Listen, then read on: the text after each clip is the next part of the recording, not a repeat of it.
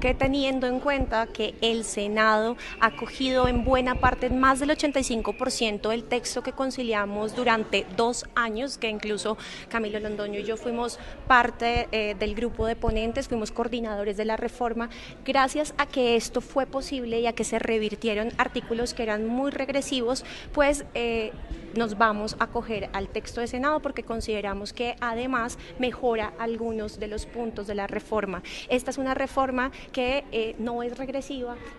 De manera que no les será difícil poder acudir a una mesa de conciliación y, por supuesto, sacar las banderas del Senado de la República.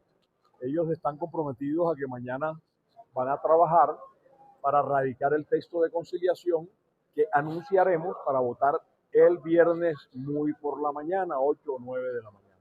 Pero pues hay voluntad del Senado de que tengamos una reforma laboral.